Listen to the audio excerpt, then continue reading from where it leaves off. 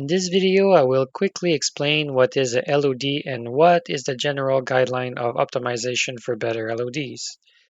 LOD is the abbreviation for level of detail, and the level of detail in 3D is a technique in 3D graphic where the complexity of a mesh is reduced based on its distance from the camera. In simpler terms, imagine you're looking at several pots in real life. When you're close, you can see all the fine details and ornament, but as you move further away, those details begin to blur or even disappear. Here's a quick example of some vase I found online where you can see a lot of the motif and cracks, all the ornaments when you're close up. But the further you move away from it, the less you see some of these details. They start to blur out with the background color behind the motif or the cracks. Like the cracks here, you don't see them anymore. Well, we we have to optimize these in 3D, and the way we do it is that we achieve this in several ways by optimizing the wireframe and the material of the asset.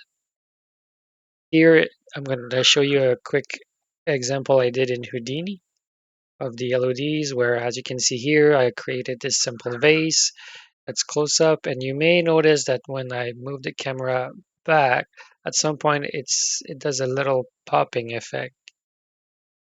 That means it's switching LODs. You would notice it even more if I show you the wireframe, for example, here.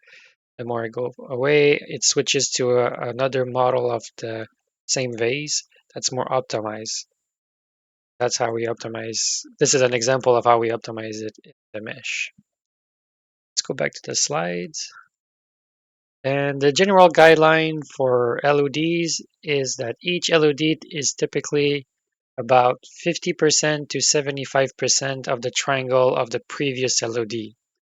An example, if an object for the first LOD, that is LOD 0, is equal to 1,000 triangle, then the next LOD, the LOD 1, will be between 750, 500, and then next one from 375 to 250, and so on. I also tried to do another example in Houdini to help also show this. So like the example I had before with the camera, well now I put them side by side where you see that this is the LOD 0, the LOD 1, and the LOD 2. And you can see the wireframe keeps going down by about 50% to 75% each time. All right.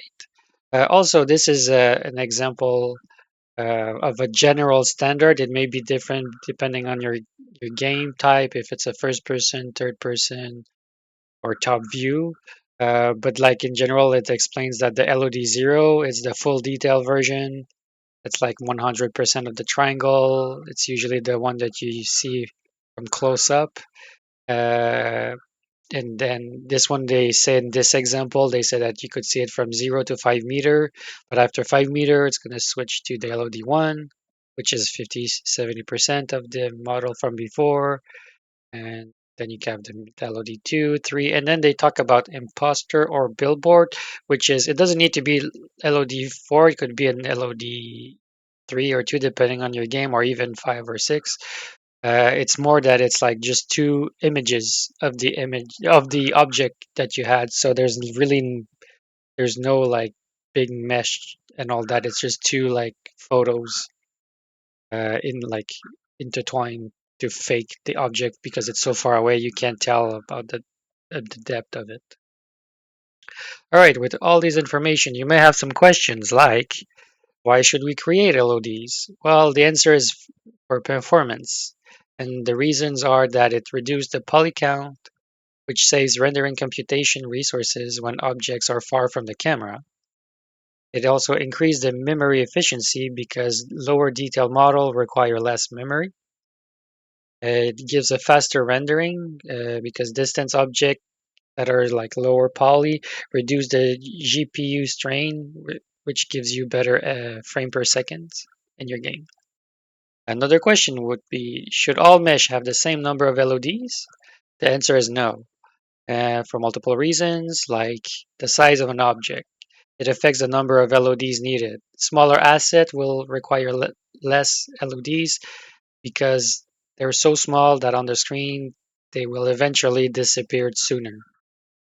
Also, it can be based on the complexity of a mesh.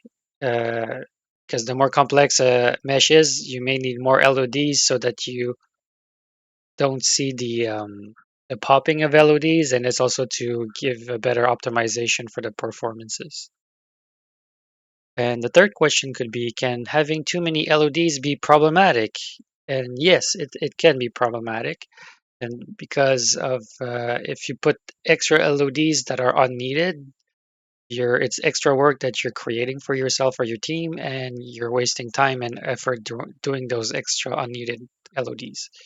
Another reason would be because it gives more calculation on the engine, more LODs switching calculations. So if you add more LODs for no reason, you're adding those calculation there. It can also diminish the visual experience because the more LODs you have, you may have a higher chance of seeing the transition between the LODs. And also, if you add more LODs, each LOD is their own mesh, so it increases the use of the hard drive. And in conclusion, the level of detail LOD helps optimize performance and boost rendering speed. Having too many LODs can be inefficient and unnecessary. A good guideline is to reduce the complexity of each LOD to about 50 to 75% or less of its previous LOD. And that's it for this video. Hope you liked it.